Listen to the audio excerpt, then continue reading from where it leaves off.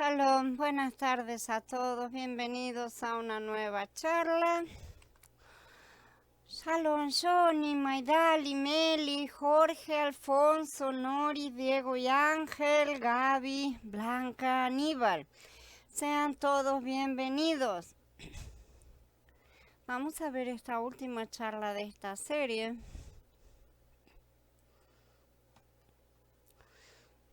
El poder del perdón. El jubileo es todo sobre el perdón. La ley misma habla de la cancelación y el perdón de las deudas en este día, pero en las escrituras todo pecado es considerado como una deuda. Así los escritores del Brit Hadashah hablan de las deudas como equivalentes al pecado. Por ejemplo, en la oración del Adón leemos en Matías 6:12, perdónanos nuestras deudas como también hemos perdonado a nuestros deudores. En Lucas 11:4 se lee, perdónanos nuestros pecados, porque también nosotros perdonamos a todos los que están en deuda con nosotros.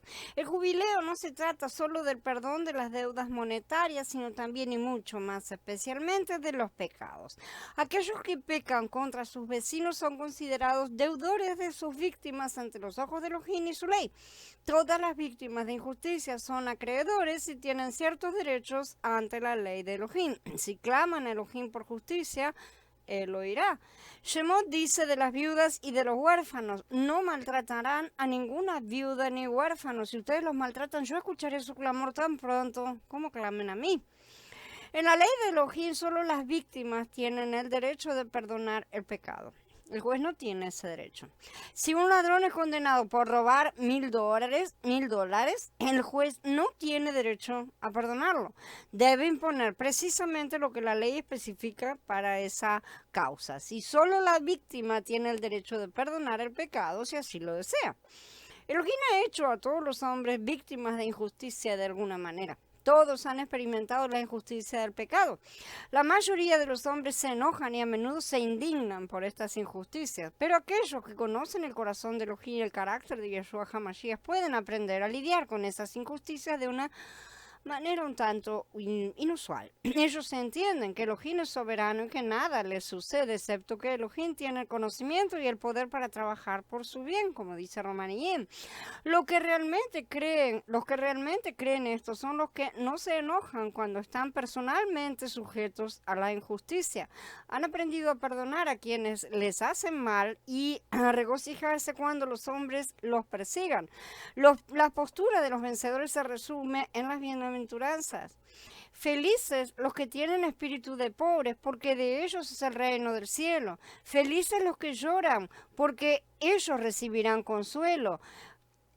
Felices los mansos, porque ellos recibirán la tierra por heredad. Felices los que tienen hambre y sed de justicia, porque ellos serán saciados. Felices los misericordiosos, porque ellos recibirán misericordia. Felices los de corazón limpio, porque ellos verán a Elohim. Felices los que practican la paz, porque a ellos los llamarán hijos de Elohim. Felices los que padecen persecución por causa de la justicia, porque de ellos es el reino del cielo.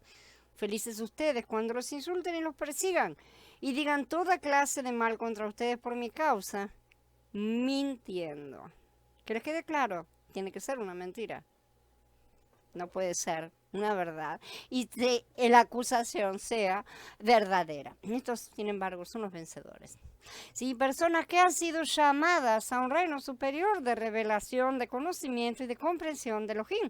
Algunos han pensado erróneamente que cuando les suceden cosas malas es porque Elohim está enojado con ellos o los está juzgando por algo que hicieron mal. Elohim nos trae disciplina, por supuesto, pero a menudo estas cosas suceden para que podamos convertirnos en los acreedores del mundo y herederos de todas las cosas. El mundo ha perseguido a los vencedores para que puedan ser los principales herederos de todas las naciones. Más que eso, los vencedores son personas que han experimentado el jubileo. Es decir, han aprendido a liberar a los hombres de la esclavitud, de la prisión del pecado, o sea, de las deudas. Han aprendido a no guardar rencor a sus perseguidores, sino a regocijarse porque Elohim los ha encontrado dignos de someterse a estas pruebas de fe. Estos son los vencedores. La calificación principal de un vencedor, uno que aspira a alcanzar la fiesta de Sukkot, es ser un perdonador. Uno no puede entrar en Sukkot sin pasar primero por Yom Kippur. Ese es el orden de los días festivos y ese proceso no puede ser evitado. Los vencedores son hombres y mujeres que Elohim pretende poner en posiciones de gobierno en su reino. Son capaces de gobernar sin prejuicios y con igualdad de justicia para todos porque tienen básicamente el mismo corazón de perdón y amor que Yeshua. Más que eso, los vencedores tienen un corazón para declarar el jubileo en la tierra que liberará a las naciones en la próxima era de Sukkot.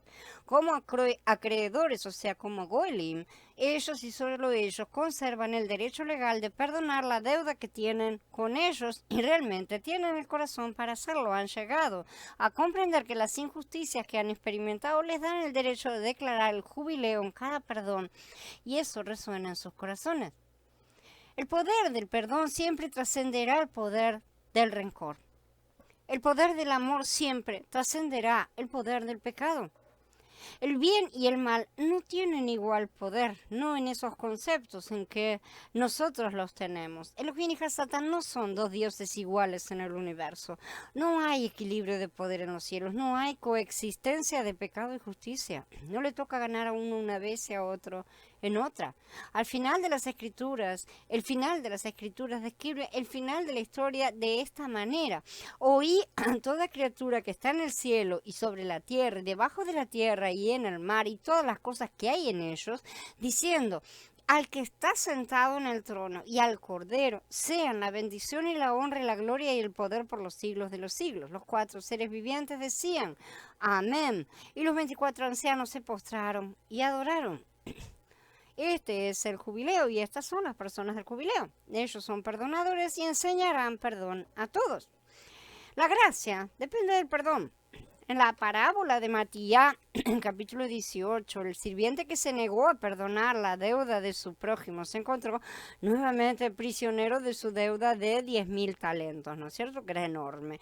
¿Cómo puede ser esto? Para muchos predicadores este es uno de esos pasajes difíciles en las Escrituras porque intentan relacionarlo con la salvación de uno. Al hacerlo terminan enseñando que si nosotros como creyentes no perdonamos a todos los que nos hicieron daño, entonces perderemos nuestra salvación.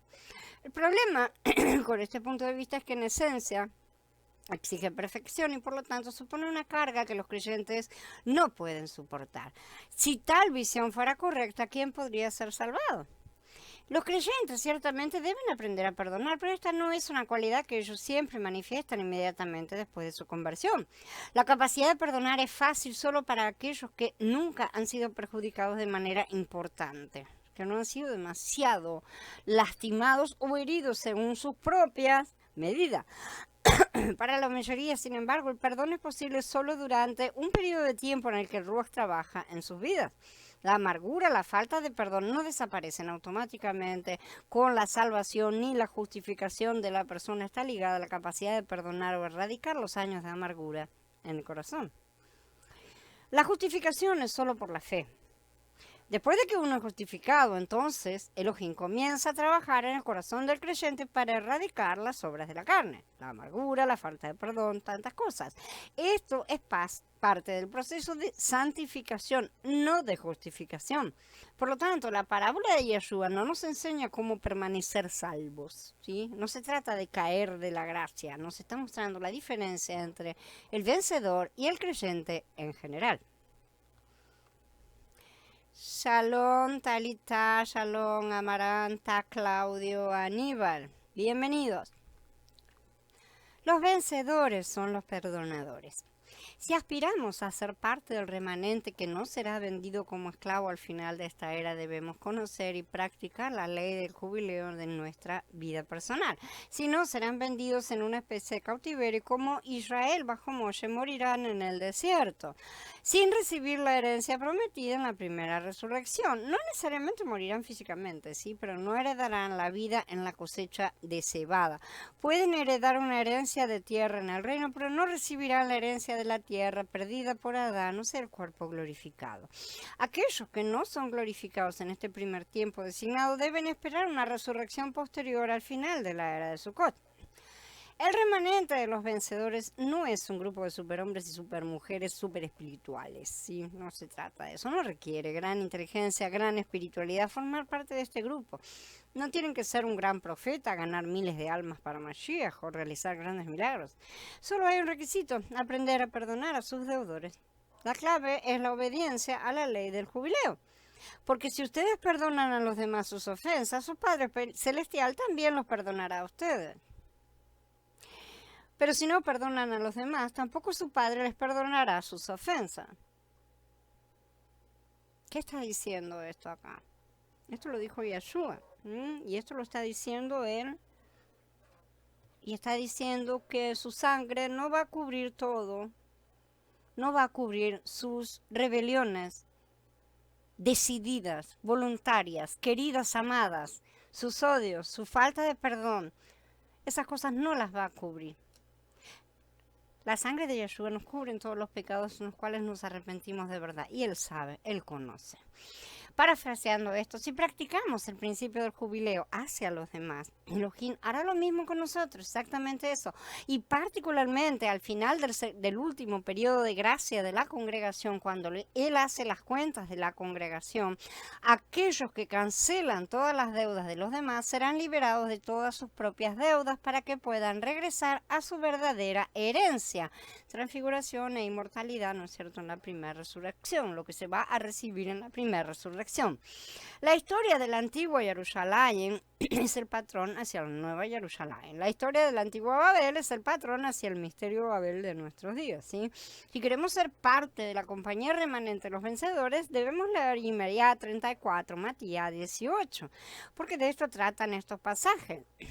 La palabra que le llegó a Yirmiyah de parte de Yahweh cuando Nabucodonosor, rey de Babel y todo su ejército y todos los reinos de la tierra y todos los pueblos bajo su dominio combatían contra Jerusalén y contra sus ciudades, así ha dicho Yahweh, el Elohim de Israel. Ve y háblale a Sedequías, rey de Judá, y dile que así dijo Yahweh: voy a entregar esta ciudad a manos del rey de Babel y la incendiará.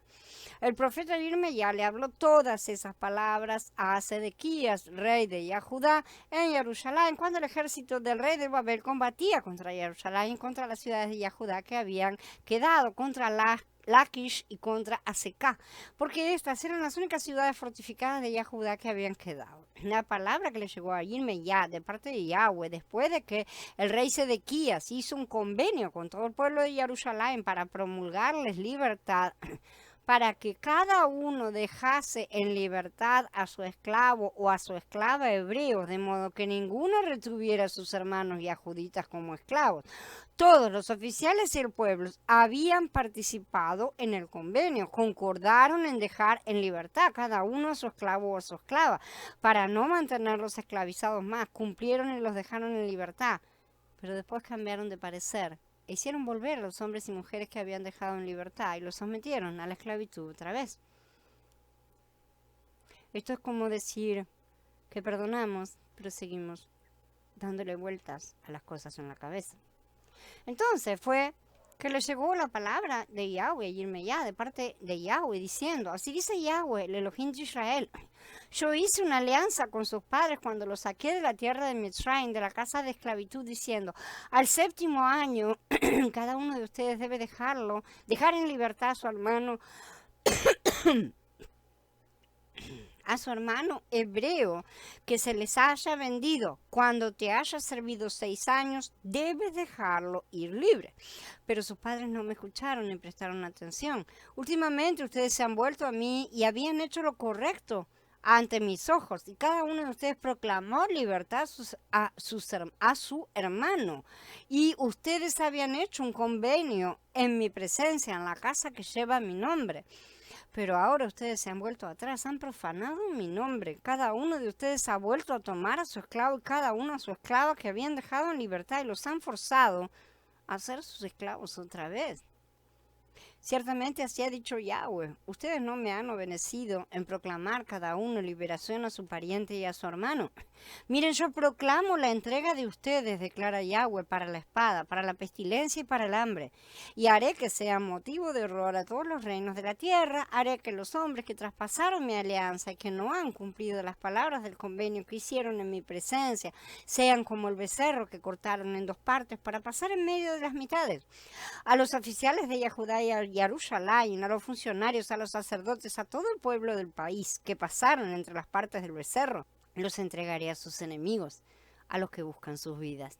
Sus cadáveres servirán de comida a las aves del cielo y a los animales de la tierra. A Sedequías, al rey de Judá, y a sus oficiales los entregaré en manos de sus enemigos que buscan sus vidas, del ejército del rey de Babel, quienes se han retirado de ustedes. Ahora doy órdenes, declara Yahweh, mediante las cuales los traeré de nuevo contra esta ciudad. Ellos los atacarán y los capturarán y la incendiarán. A las ciudades de Yahudá las convertiré en una desolación sin habitantes. Esto está en el capítulo 34 de Irmeyá. Jerusalén fue impía todos sus días. Apedrearon a los profetas, establecieron ídolos en sus corazones continuamente. Sin embargo, cuando llegó el final del periodo de gracia, todo se reducía a un único punto. Liberarían a todos los que los habían ofendido, o sea, a todos los que tenían deudas. Harían lo que Yahshua hizo en el madero, orando, Padre, perdónalos. Harían lo mismo que hizo Esteban, el primer mártir, que cuando estaba siendo muerto injustamente, oró, ¿no es cierto? Adón, no pongas este pecado a su cargo. ¿Sí? Esto era lo único que Yahweh les estaba pidiendo hacer antes de dar por encerrado su periodo de gracia. Si lo hubieran hecho, habrían recibido tiempo para aprender. En Matías 6:12, Yahshua nos enseñó a orar. Perdónanos nuestras deudas, nuestras transgresiones, como perdonamos a nuestros deudores, los que transgreden contra nosotros. Los que pecan contra nosotros están en deuda contra nosotros, de acuerdo con la ley de Elohim. Somos sus acreedores. Si retenemos sus pecados contra nosotros, serán retenidos, y si los liberamos, son liberados, como dice en el capítulo 20 de Yahanan. En otras palabras, si insistimos en presentar cargos contra quienes nos hacen daño, Elohim nos respaldará como nuestro abogado, ¿sí? En griego la palabra es paracletos, ¿sí? Porque la ley siempre está del lado de la justicia. Pero si decidimos retirar todos los cargos y perdonar las ofensas de otros, Elohim también retirará todos los cargos en nuestra contra. No solo los de la persona, también los que están en nuestra contra. Cuando Yahshua y Esteban retiraron todos los cargos, estas no eran solo palabras vacías. Fueron habladas como decretos en la corte del cielo más alto. Y Elohim efectivamente retiró todos los cargos. Ellos eran las víctimas y únicamente las víctimas tienen el poder supremo de perdonar a sus ofensores. Como en los días de Irmeyá, hoy tenemos una opción idéntica que determinará si escapamos de la espada de Babel o no. Podemos retener las deudas de los hombres manteniendo rencor contra ellos, o podemos declarar un jubileo sobre todos nuestros deudores. Qué maravilla que Elohim lo hiciera tan simple que cualquiera pudiera ser parte, ¿no es cierto?, del remanente de los vencedores. Hasta que leí Irmeyá 34, Matías 18, pensé que tenía que alcanzar algún tipo de santidad como la define la iglesia, ¿no es cierto? Y sin embargo, todas mis obras, mi educación, incluso mi fe, demostraron ser trapos sucios. Todo lo que hice parecía solo demostrar que era incapaz de todo. La calificación para el estado remanente no es una cuestión de trabajo, no importa cuán buenos sean esos trabajos, esas obras. No calificaremos haciendo milagros o dedicando largas horas a la oración diaria o disciplinándonos para leer las escrituras durante muchas horas del día. Los milagros son buenos, mejor todavía es orar y leer las escrituras. Este puede ser un camino hacia una mejor comprensión de la palabra, sí, lo que ciertamente es útil y necesario, pero no es el camino hacia el estado remanente. No fuimos salvos al disciplinar la carne, ni seremos perfeccionados disciplinando la carne. Tan insensatos son, habiendo comenzado en el espíritu, ahora terminarán en la carne, dice Galutia. En el capítulo 3, esta es una buena noticia para todos los creyentes, excepto para aquellos que están orgullosos de ser llamados doctores en teología, grandes hombres de fe o pequeños, no me interesa. ¿tá? Porque muchos pueden llegar a ser famosos dentro de su pequeño estatus también. Aquellos que aman mirar hacia abajo desde sus torres elevadas de supraespiritualidad y agradecer a Elohim que no son como otros hombres, ¿no es cierto? Que no son como los publicanos. Y aquellos que practican el ascetismo estricto y viven vidas austeras para bofetear la carne y hacerla espiritual. Todo eso no vale nada. Tales hombres encontrarán que la ley de jubileo es una ofensa, porque las puertas al estado remanente se abren así, incluso a los creyentes más humildes. No necesitan títulos en teología, no deben llamarse pastor o reverendo, ni more ni rabino, no necesitan escribir boletines o libros, no necesitan estar en la radio o en la televisión predicando la besora al mundo, ni necesitan guardar fiestas, usar ropas específicas, ni aprender credos especiales. Las personas del remanente serán amas de casa comunes, abuelos, hijos, hombres, mujeres que viven y trabajan en el mundo real, personas que no tienen un llamado para ir a seminarios, iniciar ministerios o predicar grandes sermones carnales, humanos. Son personas pobres que deben trabajar para ganarse la vida y viven presionadas en sus tiempos por el sistema. Es hora de que tomemos el reino de las manos de los grandes hombres de Dios. La verdad es que nunca lo tuvieron. Sí, pero nosotros debemos comprender justamente de que nunca estuvo ahí, nunca lo tuvieron ellos. Tenemos que quitárselo de los sabios a sus propios ojos, de los jajamín, y pongamos el reino al alcance de los pequeños. De tales es el reino de los cielos, como Mashiach supo perfectamente. En aquel tiempo Yeshua oró y dijo: te alabo, Padre, soberano del cielo y de la tierra, porque has escondido estas cosas de los sabios y entendidos, y las ha revelado a los niños. Dice Matías 11, en el 18, dice: en verdad les digo que si ustedes no se vuelven y se hacen como los niños, jamás entrarán en el reino del cielo. Y en el capítulo 21 dice: oye lo que dicen estos. Y Yeshua les dijo: sí, nunca han leído: de la boca de los niños y de los lactantes te proporcionaste alabanza. Gloria al Padre.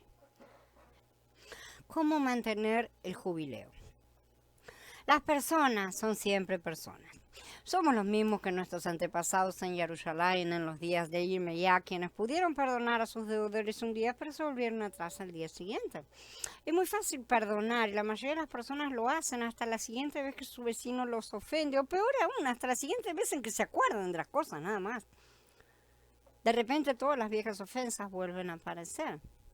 Muchos perdonarán en la cara a alguien, pero luego chismorrean sobre la situación a sus espaldas, asegurándose de que todos sepan lo mal que está esa persona, qué inocentes que son ellos, a manera de contraste. Mientras hagamos esto, no tenemos derecho a condenar a la gente de los días de Yirmeyá por recuperar su perdón y traer a sus sirvientes a la esclavitud. Somos tan culpables como siempre lo fueron, ¿no es cierto? La naturaleza del hombre no ha cambiado en absoluto. Lo siento, dije que esto era fácil. No, es simple, pero no es fácil. Cualquiera puede calificar, pero pocos lo harán. Algunos están ocupados disciplinando la carne para calificar como vencedores. Su confianza en sí mismos puede ser impresionante, incluso si es vana. Pero la gran mayoría termina desistiendo al poco tiempo, poniéndose una careta de hipocresía para no ser condenado como un fracasado, uno más, porque no saben que todos a su alrededor usan la misma careta. Pocos se dan cuenta de que solo se trata de aprender el arte de la gracia y que Elohim está ocupado enseñándonos esto todos los días al darnos personas para perdonar. La gracia es un arte. ¿Por qué Elohim envía problemas a nuestras vidas? ¿Por qué permite que la gente nos ofenda? Para darnos la oportunidad de aprender el arte de la gracia. Como creyentes, todos estamos inscritos en la escuela de Elohim y el primer curso de estudio es Gracia 1.1. La mayoría de nosotros suspendemos el curso año tras año. En lugar de aprender la gracia, aprendemos amargura, lo que nos hace tan profanos como Esaú. Al dejar de lado la gracia y el perdón, también dejamos de lado nuestro derecho a nacimiento, vendiéndolo por un montón de potaje hecho de la raíz de amargura. Preferimos albergar pequeños resentimientos en lugar de perdonar como lo hizo Elohim con nosotros. Las personas profanas no serán del grupo remanente. Esaú pensó que tenía un mal trato con Elohim. Sabía que fue Jacob quien lo despojó de la primogenitura, que él sentía que era legítimamente suya. Sus descendientes se habían resentido y han odiado a Jacob desde entonces y se han esforzado por recuperar ese derecho perdido por la fuerza y la astucia. Esa actitud amarga caracterizó a Esaú y Brin dice, mirando diligentemente, no sea que ningún hombre se pierda de la gracia de Elohim, no sea que alguna raíz de amargura que brote te moleste, por lo tanto muchos sean contaminados. Probablemente el problema más sutil en nuestra mente subconsciente es nuestra amargura y resentimiento contra Yeshua por permitirnos pasar por problemas y pruebas y haber fallado, claro. Pensamos que merecemos algo mejor, especialmente si hemos decidido seguir a Yeshua. Estamos haciendo lo mejor que podemos. Creemos que Elohim nos debe algo por nuestra decisión, como si fuéramos lo suficientemente amables para convertirnos en siervos de Elohim. En el momento en que Yahweh me reveló estas cosas en Jeremías 34, me mostró muchas otras en mi interior. Salió a la luz que pensaba que Elohim me debía una vida mejor, ya que me había quitado mi trabajo, había permitido una enfermedad que me impide ganarme la vida. Si bien Elohim siempre fue fiel en proveer lo suficiente para pagar las cuentas, alimentarme, vestirme, siempre hay extras que no puedo permitirme, ¿no es cierto? Como diferentes cosas como recursos que uno necesita, que creía que eran necesidades. Cosas como libros de investigación para el trabajo, herramientas educativas para compartir, cosas que con las cuales uno trata de justificar. Hay sobre una actitud oculta que decía, Yeshua me debe esta vida porque he dejado todo para seguirlo. Merezco algo mejor que esto. En otras palabras, encontré un área donde no había perdonado a Elohim, sino que estaba un poco amargada y resentido con él. ¿Tienen alguna área en la cual no lo han perdonado? Todos tenemos alguna. Desde que me hizo ver estas cosas y estamos trabajando juntos para que el arte de perdonar a Elohim se convierta en más que un hábito, que se haga parte de mi naturaleza, de sacar cosas que no deben estar allí. Sí, a través de la comprensión de que su amor me ha dado mucho más de lo que mi carne mezquina cree que merece, que está ofendida como de costumbre es la carne, no el ruaj. Otros son amargos porque Elohim no los sana. Después de todo, no prometió sanar todas nuestras enfermedades. Escuchamos esta frase todo el tiempo. Él debe proveer para todas nuestras necesidades porque somos creyentes, sus siervos, sus hijos. Elohim nos debe. Esa es la reclamación en general que tienen los creyentes. Es verdad. ¿No es esto lo que la mayoría de los trabajadores del milagro se enseñan para construir tu fe? ¿No es eso lo que les dicen? Él te dará. Parece que piensan que Elohim está obligado a curarnos porque Él nos debe. Sin embargo, el simple hecho es que no todos son sanados y esto es debido a su desobediencia. Y así esto deja a muchos creyentes amargados contra Elohim por no satisfacer todas sus necesidades o deseos. Toman a Elohim ante la ley e insisten en la restitución. Ellos ejercen sus derechos legales, manteniéndolo como rehén de su palabra, a la cual han tergiversado simple y sencillamente. En realidad, Elohim no ha provisto deliberadamente todo lo prometido en su palabra para darnos la oportunidad de caminar por fe en lugar de comprender. Sabemos que estamos bajo promesa. Por eso, en la era de Pesaj, el Ruaj estaba fuera del hombre, mientras que en la de Shavuot tenemos únicamente un adelanto. ¿Sí?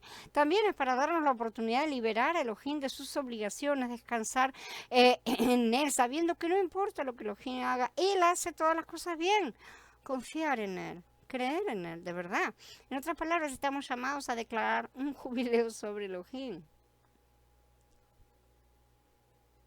Elohim crea una tensión al prometer algo y luego no cumplirlo. Al menos no en el tiempo y la manera que nosotros habíamos esperado y deseado.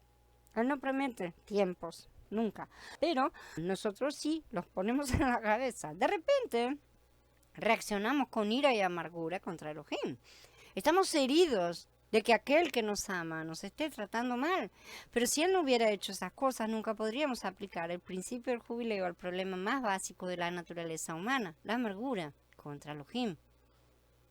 Esa es la enfermedad de esta humanidad. Yeshua es nuestro primer ejemplo. Él era totalmente inocente, pero fue llevado como un cordero al matadero. Qué terrible injusticia tuvo que soportar. Estamos llamados a participar de sus sufrimientos. Antes bien, gócense a medida que participan de las aflicciones del Mashiach, para que también cuando se revele su gloria se gocen grandemente. Cuando los insultan en el nombre del Mashiach, son felices, porque el glorioso espíritu de Elohim reposa sobre ustedes. Dice Kefalef en el capítulo 4. Si queremos reinar con él, primero debemos sufrir con él. Si perseveramos, reinaremos con él. Si lo negamos, él también nos negará. Dice Shaul en Timoteo Bet, en el capítulo 2. El trabajo es el patrón principal de sufrimiento del Tanaj. Lo que Job sufrió fue totalmente injusto desde el punto de vista del hombre, pero para su crédito, Job no atribuyó el pecado a Elohim, en cambio él esperó y oró por comprensión. Cuando se completó el tiempo de prueba, Elohim le dio entendimiento de todas las cosas. Entonces, y Job se regocijó porque entonces conocía otro lado de Elohim que pocos habían visto. Antes de que comenzaran las pruebas de Job, él conocía la soberanía de Elohim como una posición filosófica o doctrinal. Al final de su juicio, él también lo sabía por experiencia personal. Él conoció a Elohim. Antes de las pruebas, Job confiaba en su propia justicia. Confiaba en que él, porque él se portaba bien, sería premiado. Después de ellas aprendió que la única justicia era la de Yahweh. También aprendió que en su autojusticia estaba esperando conseguir los bienes y evitar los males. Y eso es lo que busca la gran mayoría. Quiero recibir los bienes y quiero evitar los males. No quiero que me reten. Y quiero recibir los premios. Porque lo merecía por su conducta, según él. Esta verdad se expresa mejor en Job 2:10, que recibiremos el bien de la mano de Elohim, no recibiremos el mal. En todo esto, Job no pecó con sus labios. Sin embargo, a pesar de haber hablado correctamente, Yahweh le mostró que en su interior había una raíz que lo llevaría a reclamar, porque no acabó sucediendo, ¿no es cierto? Porque todo lo que Job hizo durante todo el tiempo fue reclamar ¿por qué? ¿Por qué? ¿Por qué le sucedían esas cosas a un justo? Él estaba convencido de que la obediencia a las leyes de Elohim le ganarían su premio. Eso es lo que está convencido todo el mundo. Ustedes también. ¿Sí? Todos piensan lo mismo. Pero Elohim le demostró que él no era completamente justo, ya que acusó interiormente a Yahweh para confortar a su propia carne. Por lo tanto, él no era justo. Si él hubiera sido completamente justo, hubiera aceptado como hizo Mashiach. Ahí cometió un error, un pecado. Finalmente conoció que el hombre sin Elohim nada puede. El creyente simplista promedio de hoy piensa que Elohim solo hace el bien y que el diablo solo hace el mal. Es facilísimo eso, ¿no es cierto? Los niños también tienen ese tipo de pensamiento, pero no funciona de esta manera. Cada vez que sucede algo malo o alguien se enferma, dice, el diablo me persigue de nuevo. Si somos verdaderamente los hijos e hijas de Elohim, deberíamos conocer mejor a nuestro Padre, su carácter, que esa visión simplista, además de que Él ya nos ha mostrado que nosotros mismos somos Hasatán. Entonces necesitamos entender que Elohim también tiene una mano izquierda.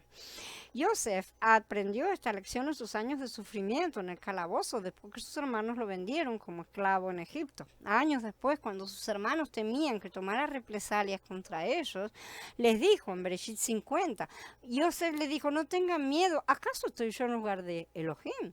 Además, aunque ustedes se propusieron hacerme mal, Elohim se propuso convertirlo en bien para producir el resultado presente, la supervivencia de mucha gente.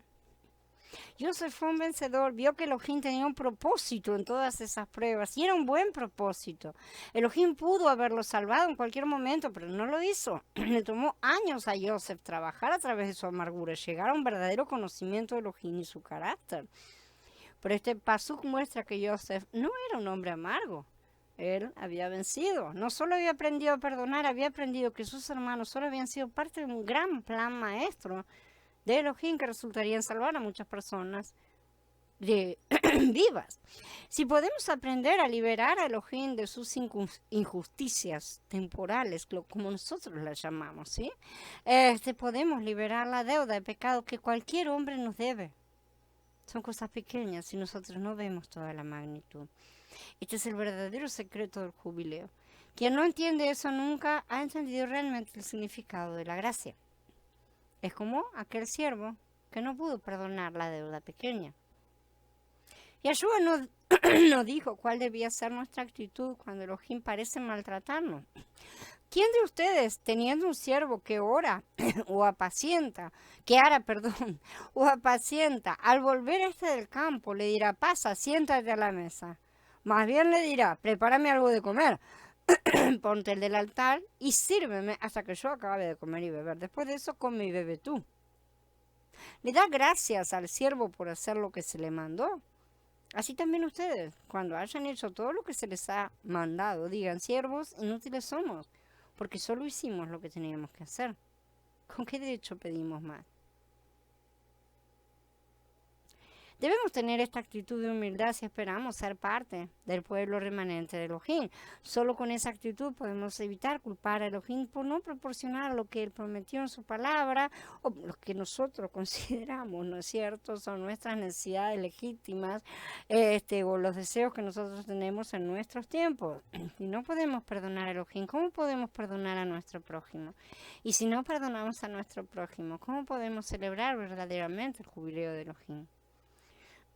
Todo comienza con nuestra actitud hacia Elohim. No seamos hijos de Saúl que hacen sus obras, sino seamos hijos de Elohim, bien sazonados de gracia y perdón hacia todos como Él nos manda. Matías, en el capítulo 18, dice en una parte, así que cualquiera que se haga humilde como este niño, ese es el más importante en el reino del cielo. Y cualquiera que en mi nombre reciba un niño como este, a mí me recibe. A cualquiera que ofenda a uno de estos pequeños que creen en mí, mejor le fuera que le ataran al cuello una piedra grande de molino y que lo hundieran en lo profundo del mar. Pobre del mundo por las ofensas. Es inevitable que haya ofensas, pero ay del hombre que las ocasione. Por tanto, si tu mano o tu pie te hace ofender, córtalo y échalo de ti.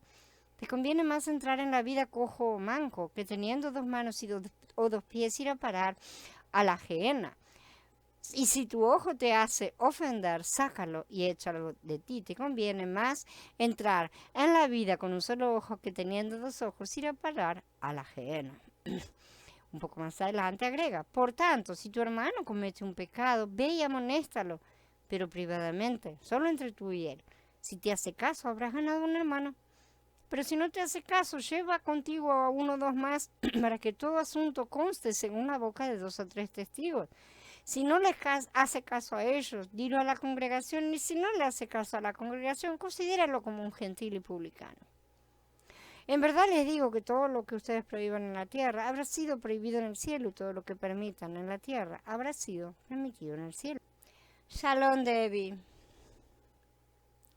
El reino del milenio. La estructura del tabernáculo en el desierto representa los 2000 años de la era de la congregación, seguido por 1000 años de la era del reino. El tabernáculo estaba dividido en 3 áreas: el atrio, el lugar santo, el lugar santísimo. Ya hemos estudiado estas cosas. El atrio con el altar de bronce representa la época de Pesaj, ya que no tenía techo. El atrio era un área donde no se podía medir en la manera en que se podía medir el resto del tabernáculo de reunión. Adentro del tabernáculo, el lugar santo, tipifica la época pentecostal. Su dimensión era de 2000 codos, era de 10 por 20 por 10 metros cúbicos, y, o sea, 20 codos de largo, 10 de ancho. El lugar santísimo tipifica la era de Sukkot. Su medida era de 10 por 1000, ¿sí? 10 por 10 por 10. Así como el hombre tiene acceso a Elohim, el tabernáculo fue edificado para enseñarnos el camino hacia Elohim, y aún en las dimensiones de estos cuartos podemos ver el periodo de duración de Shavuot y de Sukkot. Los que enseñan que no existe un futuro milenio del reinado de Mashiach presumen que tenemos en este momento todo el poderío espiritual necesario para poder reinar aquí y ahora en la tierra. Este punto de vista no toma en consideración que Shavuot solamente nos dio la garantía o prima o promesa del Ruach, como dice Corintín Bet y Efesín, ¿no es cierto? Ellos no consideran que el reino de Elohim sea manifestado en etapas. No entienden las limitaciones de la unción de Shavuot. De la misma manera que los judíos se niegan a soltar su era de Pesaj, los cristianos se niegan a soltar su era pentecostal. No hay demasiada diferencia entre ambos. Pero los creyentes no pueden reinar completamente en la tierra bajo la unción de Pesaj ni bajo la unción de Shavuot. Solamente la unción de Sukkot puede producir y manifestar plenamente a los hijos de Elohim, porque así ha sido determinado, y no nos corresponde a nosotros hacer más caprichos de lo que ya hemos hecho. En otras palabras, cuando un hombre es justificado por la fe en la sangre del Cordero, en ese momento recibe de parte de Elohim una unción de Pesaj, pero esto no produce personalmente en él la plenitud del Ruach. Sí, cuando un hombre recibe el Ruach de Elohim a través de la unción de Shavuot, recibe una unción fresca, pero solamente es una prima, una garantía. Continúa aún con imperfecciones por las cuales está falto de la gloria de Elohim. Y que me lo digan, que me cuenten los que se creen perfectos realmente. Es ridículo. Solamente cuando Elohim derrame su Ruach sobre nosotros en el cumplimiento de su Sukkot, sobre los vencedores, encontraremos lo que tanto buscamos, perfección e inmortalidad. Los 2 primeros días festivos fueron cerrados con fechas históricas de acuerdo al plan de Elohim. Nadie ha podido adelantar para entrar en una forma permanente al cumplimiento de un día festivo antes de su cumplimiento histórico. Moshe temporalmente entró en Sukkot cuando descendió del monte con su rostro glorificado. Fue una tipología, ¿no es cierto? Pero aún él no pudo retener permanentemente esta gloria. Porque Moshe y los demás vencedores no podían ser perfeccionados aparte del cuerpo general de creyentes. Como dice Ibrín, la cebada debía esperar al trigo. Quizá la mejor explicación del cuerpo resucitado la encontramos en Yahezkel 44, donde dice que los hijos de Sadoc tendrán una recompensa diferente a la de los ordinarios sacerdotes levitas. Desde el punto de vista del Berija Ashá,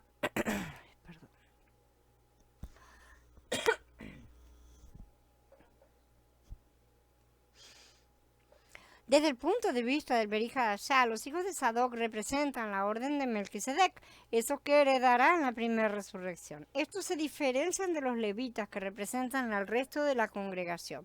Elohim dijo a Yahezkel que los levitas en aquel día se les permitirá ministrar al pueblo en el atrio exterior, o sea, en la carne, pero solamente a los hijos de Sadoc se les permitiría efectuar las funciones de ministros delante de Elohim y de los hombres. Así ha dicho Adonai Yahweh, ningún extranjero incircunciso de corazón e incircunciso de carne, de todos los extranjeros que están entre los hijos de Israel, entrará en mi santuario. Los levitas que se alejaron de mí mientras Israel anduvo errante lejos de mí, fueron en pos de sus ídolos, cargarán con su castigo y estarán en mi santuario como servidores encargados de las puertas del templo y sirviendo en el templo. Ellos degollarán el holocausto, el sacrificio por el pueblo, estarán de pie delante de los sacerdotes para servirle. Debido a que les sirvieron delante de sus ídolos y llegaron a ser un tropiezo de iniquidad para la casa de Israel, por eso he alzado mi mano contra ellos, jurando que cargarán con su castigo, dice Adonai Yahweh. No se acercarán a mí para hacerme sacerdote, ni se acercarán a ninguna de mis cosas sagradas, ni a los muy sagradas, sino que cargarán con su bochorno con las abominaciones que cometieron, pero los pondré a cargo de las tareas del templo en todo su servicio, en todo lo que se debe hacer allí. Sin embargo, los sacerdotes levitas, los hijos de Sadoc, que cumplieron con mi ordenanza relativa a mi santuario, cuando los hijos de Israel se desviaron de mí, ellos sí se acercarán a mí para servirme y estarán de pie delante de mí para ofrecerme el cebo y la sangre, dice Adonai Yahweh. Ellos sí entrarán en mi santuario, se acercarán a mi mesa para servirme y cumplirán con mi ordenanza. Cuando entren por las puertas del atrio interior, se vestirán con vestiduras de lino. Cuando sirvan en las puertas del atrio interior y dentro del templo, no se cubrirán con telas de lana. Tendrán turbantes de lino sobre sus cabezas y pantalones de lino sobre sus lomos. No se ceñirán nada que los haga sudar. Cuando salgan al pueblo, al atrio exterior, se quitarán las vestiduras con que habían servido y las dejarán en las cámaras del santuario. Luego se vestirán con otras vestiduras, no sea que con sus vestiduras transmitan santidad al pueblo. Aquí tenemos claramente retratados 2 tipos de creyentes. Como mencionamos antes, o sea, tenemos a los extranjeros y a los incircuncisos, que son las uvas, son los 3 los que están acá, perdón. Los extranjeros e incircuncisos, las uvas, los levitas que se apartaron en pos de sus ídolos, el trigo, y los hijos de Sadoc, la cebada. O sea, vamos a entender, acá no hay judíos y cristianos. Acá no hay ningún levantamiento, ningún tercer templo. Yahweh Elohim no pretende levantar ningún tercer templo, excepto el que ya está levantando, que está hecho sin manos humanas. Recordemos que los hijos de Sadoc usarán vestiduras de lino cuando ejerzan el ministerio delante de Elohim, pero luego tendrán que cambiar las vestiduras a vestiduras de lana cuando ejerzan el ministerio ante el pueblo, para el pueblo, ¿no es cierto? El lino, siendo las vestiduras de justicia, representa el estado espiritual, mientras que la lana, que procede de animales, representa el estado físico. ¿Mm? En otras palabras, los hijos de Sadoc que heredaron la primera resurrección tendrán la capacidad de poder moverse de la dimensión espiritual al plano físico a voluntad de la misma forma en que lo hizo Yeshua. Los demás de la congregación no tendrán este privilegio hasta que sean transformados después de la segunda resurrección 1000 años después. Dos sacerdocios de órdenes diferentes. La autoridad dual en ambos, cielo y tierra, que se disfrutará cuando se resuciten los hombres, también se profetiza en Yahezkel 44. En ese capítulo nosotros vemos que después de la primera resurrección de los vencedores, ¿sí?, habrá dos clases de sacerdotes en la tierra. Los sacerdotes idólatras que atiendan en el atrio exterior y los hijos de Sadoc, que tendrán autoridad para atender a Elohim en el atrio interior, así como al hombre en el atrio exterior, o sea, a la carne. Los levitas que se alejaron de mí mientras Israel anduvo errante lejos de mí, fueron en pos de sus ídolos, cargarán con su castigo, ¿no es cierto? Y acá leemos todo de nuevo la misma parte que había sido leído antes. Estarán en mi santuario como servidores encargados de las puertas del templo y sirviendo en el templo. Ellos degollarán el holocausto y el sacrificio por el pueblo y estarán de pie delante de los sacerdotes para servirles. Debido a que les sirvieron delante de sus ídolos y llegaron a ser un tropiezo de iniquidad para la casa de Israel, por eso he alzado mi mano contra ellos, jurando que cargarán con su castigo, dice Adonai Yahweh. No se acercarán a mí para hacerme sacerdotes, ni se acercarán a ninguna de mis cosas sagradas, ni a las muy sagradas, sino que cargarán con su bochorno, con las abominaciones que cometieron. Pero los pondré a cargo de las tareas del templo, en todo su servicio y en todo lo que se ha de hacer allí. Mientras Yahezkel parecía hablar del tiempo de un templo terrenal siendo construido, y así lo aceptan muchísimas personas, completo, ¿no es cierto?, con los sacrificios, nosotros debemos entender esto en un sentido ya. Elohim no planea volver a un sistema de sacrificio del Tanaj con sacerdotes levíticos en un templo físico. Yeshua ya ha hecho el sacrificio completo y final por el pecado. En este templo, Yahezkel nos dice, ¿no es cierto?, que el que está mencionado aquí en el capítulo 44, los levitas idólatras podrán ministrar la casa y a las personas en el atrio exterior. Uno podría pensar que los que adoran a los ídolos serían los incrédulos y que Elohim no les permitiría en absoluto acceso a este templo. Sin embargo, el hecho de que Elohim les permite atender a las personas en el atrio exterior de su templo demuestra que estos son creyentes con idolatría de corazón. Sus prioridades están equivocadas. Y muchos se autocondenarán por esas cosas. Quizás su amor al dinero los ha hecho dejar a un lado la ley divina, ¿no es cierto?, que es en contra de extraer dinero, por ejemplo, fraudulentamente de sus congregaciones, o se han ocupado demasiado mentalmente de ese tipo de cosas. Quizás ellos amen a la congregación más de lo que ellos aman a Elohim y están dispuestos a sacrificar su relación con Elohim para mantener una membresía o posición en la congregación. Hay muchas maneras para un creyente guardar ídolos del corazón. Ellos son creyentes, pero no son de la elección perfecta de Elohim, sino son de la orden de Melquisedec. Las escrituras aquí hacen una distinción clara entre estos dos grupos. Estos levitas idólatras se permiten atender a los hombres, se les permite atender a los hombres en el cuerpo carnal en el atrio exterior. En un sentido, nosotros somos el templo de Elohim. El templo tenía un atrio exterior, que es el cuerpo, un lugar santo, que es el alma, y un lugar santísimo, que es el ruach, ¿no es cierto? También lo hemos estudiado. Y a Yahezkel le está diciéndonos que estos creyentes carnales, fermentados con levadura, se les permitirá hacer el trabajo de Elohim por ese día, pero ellos estarán limitados al cuerpo carnal, estarán limitados a esa, hasta ahí pueden hacer. Después nosotros mostraremos que ellos tendrán que esperar la segunda resurrección general al final de los 1000 años, ¿sí?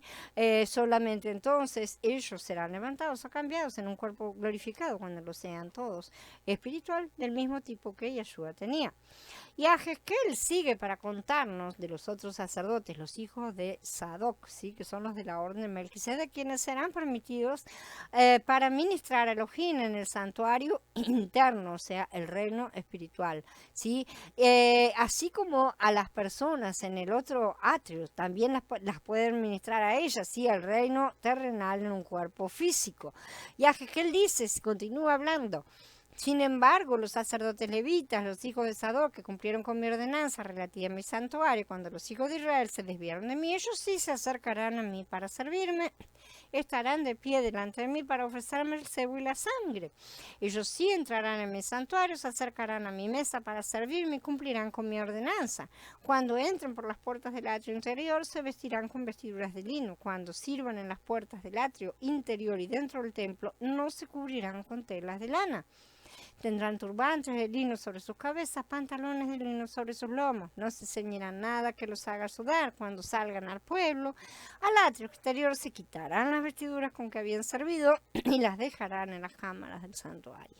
Luego se vestirán con otras vestiduras, no sea que con sus vestiduras transmitan santidad al pueblo. Y aquel me está diciéndonos que estos hijos de Sadoc tienen la autoridad para entrar al santuario interior de Elohim, que representa el reino espiritual, así como en el atrio exterior, ¿sí? El reino terrenal. En otros términos, ellos se moverán con la misma llamada y unción que Yeshua tenía después de su resurrección. Él iba y venía a donde quería. Ellos tendrán la autoridad en ambos mundos, el espiritual y el físico. Así entonces, cuando ellos atienden a Elohim en el reino espiritual, se visten con sus vestidos de lino. Este es un eufemismo, ¿sí? Esta es una expresión para decir que están en ese plano espiritual. Pero cuando ellos entran en el mundo físico, se visten con su lana, o sea, los cuerpos carnales. Esencialmente, cuando Yeshua apareció de repente a sus discípulos en el cuarto cerrado, simplemente se había vestido con sus vestidos de lana.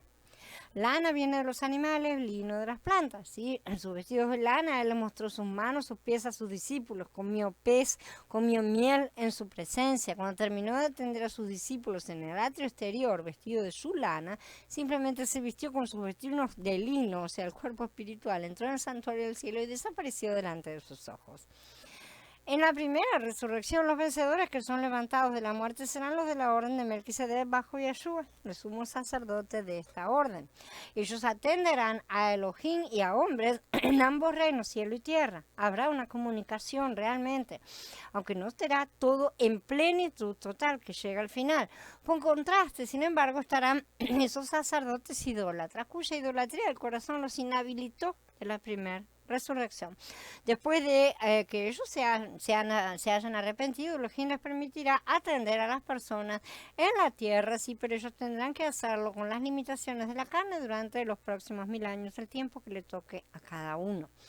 Como ya estudiamos, estos creyentes que no califican para la primera resurrección lograrán la segunda después de 1000 años. Y ciertamente que la lograrán. Entre tanto, durante esos 1000 años, Elohim los va a usar de una manera más limitada, pero positiva. Para empezar, el trabajo de enseñar la tarea de enseñar la palabra de Elohim a todas las naciones. Como dice, en los días venideros el monte de la casa de Yahweh quedará afirmado por sobre las montañas y más elevado que las colinas, y todas las naciones lo contemplarán con gozo, y muchos pueblos vendrán y dirán: vengan, subamos al monte de Yahweh, a la casa del Elohim de Jacob, para que Él nos instruya en sus caminos, para que caminemos por sus sendas. Porque de Sión saldrá la Torá, de Jerusalén la palabra de Yahweh. Maranata, que venga el Adón. Bien. Habiendo terminado, vamos a dar por encerrada la charla y me despido de ustedes hasta la próxima, ¿sí? Shalom a todos, hermanos.